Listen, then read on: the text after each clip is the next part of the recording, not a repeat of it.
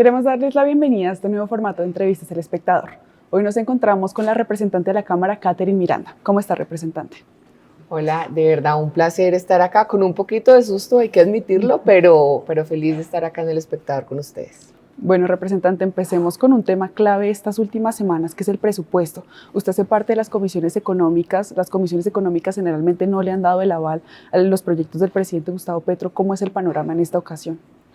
Bueno, yo creo que estamos repitiendo la historia de hace un año, donde el gobierno nacional presenta un presupuesto completamente desfinanciado, de manera irresponsable, donde le hemos advertido de 20.000 maneras, no solamente desde el Congreso de la República, sino desde Comité Autónomo de la Regla Fiscal, expertos tributaristas, el mismo Banco de la República, que viene desfinanciado, y no solamente lo de la reforma tributaria, que son los 26,3 billones de pesos, sino que viene desfinanciado en alrededor de 44 billones de pesos, como lo dijo el Comité Autónomo.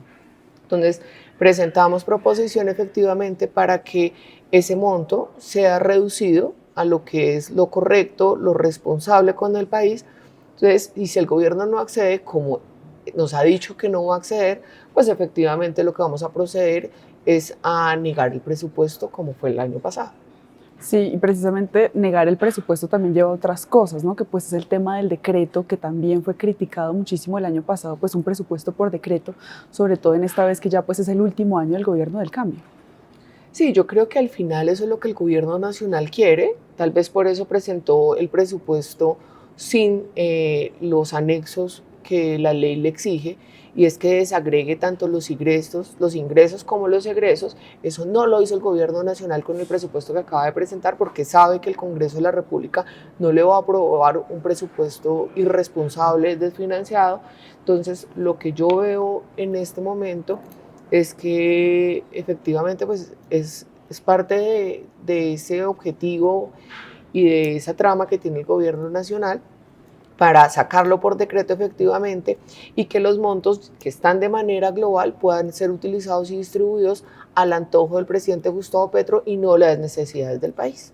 Y pues otro de los temas que también ha golpeado mucho las comisiones económicas fue pues el escándalo de la Unidad Nacional para la Gestión del Riesgo de Desastres. Varios congresistas de esas comisiones pues fueron salpicados por ese escándalo y hoy son investigados. Digamos, ¿eso tiene algún momento, en este punto específico, tiene algún significado para esa discusión, ese debate? Bueno, es un proceso que se está llevando en la Corte Suprema de Justicia, y es un proceso que, pues digamos que hoy no tiene ninguna relevancia en medio de la discusión del presupuesto, pues hasta tanto estos congresistas no hayan sido acusados, no tengan una, digamos, una acusación formal por parte de la Corte Suprema, pues digamos siguen siendo los compañeros, y se va a seguir dando las discusiones. De hecho, varios de los salpicados hoy están presidiendo varias comisiones, entonces, digamos, nos toca esperar a que termine la justicia. Sí, este escándalo también golpeó a su partido, Alianza Verde, específicamente por Carlos Ramón González, hoy también investigado, pues lo Iván que se Name. dice, exactamente, Iván Name también. ¿Cómo está el Verde en este momento? Bueno, la verdad, el Partido Verde está bastante golpeado, no solamente por el escándalo, que es bastante grave, sino por tal vez la necesidad de algunos miembros del Partido Alianza Verde de mantenerse en una coalición que representa lo que es completamente contrario a lo que históricamente ha sido el Partido Verde y las banderas del profesor Antanas Mockus. Nosotros, si bien la gran mayoría de los miembros del Partido Verde apoyamos al presidente Gustavo Petro, bien sea en primera o en segunda vuelta, pues realmente confiamos en la palabra de que no iba a ser constituyente, de que iba a ser un gobierno técnico donde iban a llegar los mejores preparados, y eso no lo estamos viendo en este gobierno. Vemos un gobierno completamente improvisado, un gobierno que realmente le apostó a lo mismo de siempre, a la política tradicional, a transar con el Congreso de la República, a amenazar a las Cortes, y eso no representa el espíritu genuino de la Alianza Verde. Entonces, el Verde está golpeado, el Verde siempre hemos tenido conflictos internos, es normal y ha sido típico en el Partido Alianza Verde, pero lo que está pasando en este momento es muy doloroso, porque sentimos, o yo personalmente siento, que se está desmoronando, digamos, ese sueño que nosotros tuvimos en el 2010 con la Ola Verde. Claro, y también se habló de una decisión. ¿Esa decisión ya se descartó por completo? Una decisión que realmente queríamos que se diera, un divorcio tranquilo, un divorcio arreglado. Sin embargo, fue prácticamente imposible hacerlo, pues sabíamos que de presentar esa solicitud de decisión no iba a poderse llevar a cabo, puesto que el Verde tenía unas sanciones que no iban a ser fáciles de resolver. Entonces, por eso, digamos, no decidimos presentarla. Procuramos que realmente el Verde tenga una conciencia de cara al 2026, logremos irnos en independencia del partido, pues digamos del gobierno nacional, logremos tener una libertad de cara a las presidenciales y nuevamente retomar ese rumbo tan bonito que tenía el Partido Alianza Verde. Sí, porque digamos las peleas internas hay en todos los partidos.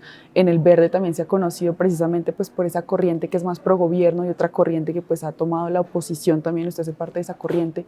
Pero pues con estos movimientos en el gabinete, por ejemplo, que se pidió la renuncia de Antonio Sanguino, todavía no se sabe si se le va a aceptar, y también María Fernanda Rojas, que viene ligada también a ese partido, ¿ustedes ahí cómo quedan? Bueno, María Fernanda Rojas viene del combo progresista, digamos, ella llegó al Verde en su momento, esto creo que fue año 2017 creo, 2000, sí, creo que 2016, 2017, donde lo que se llamaba progresistas, que en ese momento estaba en cabeza el alcalde Gustavo Petro, ingresó al Partido Verde y allí ingresó María Fernanda. Entonces María Fernanda siempre sus orígenes han sido allí.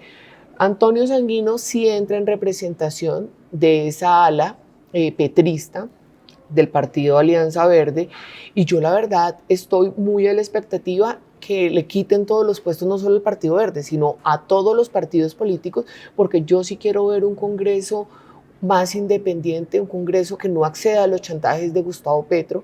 Creo que ese es el verdadero espíritu que debería tener el Congreso de la República. Entonces yo sí estoy esperando con ansias, y no solamente ministerios, entidades centrales de menor rango que los ministerios. A mí me parece que sería perfecto que le quitaran toda la participación política a los partidos que tienen representación en el Congreso de la República, porque yo estoy completamente segura que si esos partidos no tuvieran esa representación política en el gobierno nacional, no estarían votando con Gustavo Petro. O sea, ninguna persona con dos dedos de frente y consciente del daño que Gustavo Petro le está haciendo al país, votaría a favor de las reformas que Gustavo Petro ha presentado. Y ustedes dicen que lo que esperan es una libertad para decidir con quién se van en el 2026, pero pues hablábamos, esas mayorías también están muy presentes, las mayorías petristas en el mismo Verde. Entonces, ¿ahí qué es lo que queda, por ejemplo, para personas como usted? Bueno, yo creo que nosotros tenemos que dar la lucha hasta el último momento. Nosotros tenemos más o menos de acá a noviembre, un poco para determinar cuál va a ser el rumbo del partido. Yo insisto en que todos los congresistas, y que siempre se ha hecho en el Verde siempre ha respetado las diferencias, ha respetado las minorías. De hecho, yo sí, por ejemplo, me alegro mucho que mi partido, a pesar de que sean mayorías petristas, a mí jamás me han obligado a votar con el gobierno de Gustavo Petro. Nunca me han hecho una ley de bancadas. Y yo eso lo agradezco mucho al interior de mi partido. Entonces, en esa misma lógica y en ese mismo ánimo que ha venido teniendo el Verde, a pesar de estar en el gobierno de Gustavo Petro, yo sí espero que nos den la libertad que cada uno apoye de acuerdo, digamos, pues, a lo que quiere sentirse representado. Y otro sector también, pues digamos, que viene de la historia de Claudia López, la exalcaldesa que ahora está buscando una precandidatura. ¿Qué ha pasado con la exalcaldesa en este momento? ¿Hay charlas con el Verde? ¿No hay charlas? ¿Qué pasó ahí con esa pues, historia? Bueno, Claudia López de entrada siempre va a tener un pie en el Partido Verde, no solamente por su historia, sino porque hay muchos congresistas, hay muchos diputados que están apoyando a Claudia López, que hoy hacen parte de su campaña, le están ayudando a recoger firmas. Entonces, digamos, parte de las personas que realmente quieren la libertad en el Verde es ese combo claudista que quieren, digamos, apoyarla de cara al 26. Ok, es decir, pero esas conversaciones directas de la exalcaldesa con el partido existen en este No, momento. no hay conversaciones directas.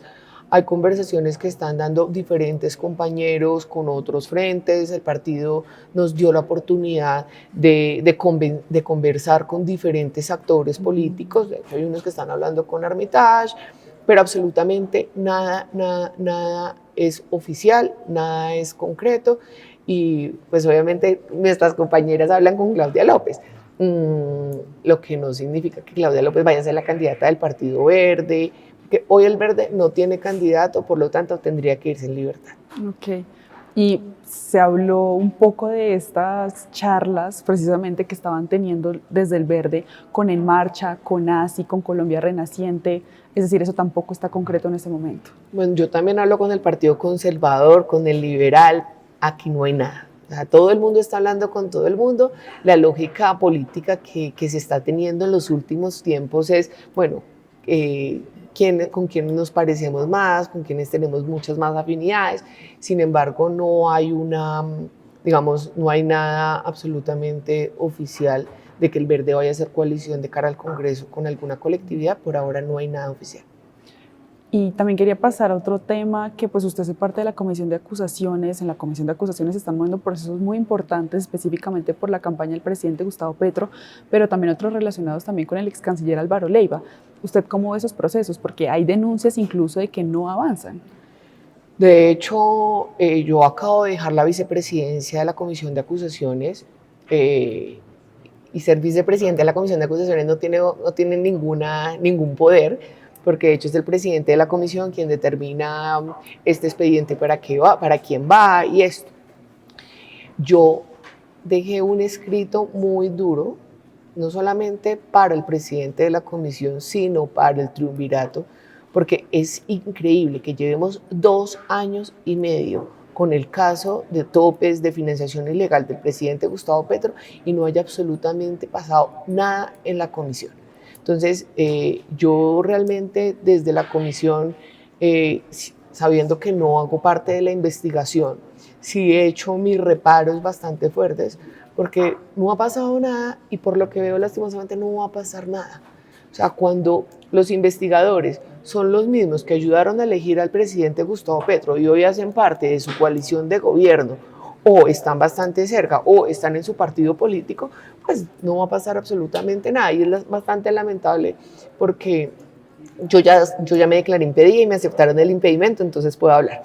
Entonces, porque la situación es diciente y creo que deja un mal precedente de cara al país y de cara a las próximas elecciones presidenciales, y es que todo vale con tal de ganar, que no importa que cuando usted gane todo se le va a tapar. Yo creo que eso está mal. Es decir, en este momento usted no tiene esperanza de que esas investigaciones sigan adelante. El de topes no, sin embargo el de Leiva, el triunvirato está un poco más equilibrado, hay miembros de la oposición, entonces digamos a ese le tengo un poco más de esperanza. Y por último, quisiera preguntarle, usted ha recibido muchas críticas porque usted apoyó al presidente Gustavo Petro en su momento y pues en este momento es de quienes ejercen esa oposición más firme, más férrea contra el gobierno del cambio. ¿Usted cómo ve el último año del gobierno Petro? Bueno, primero es que se nos critica mucho eso, ¿verdad?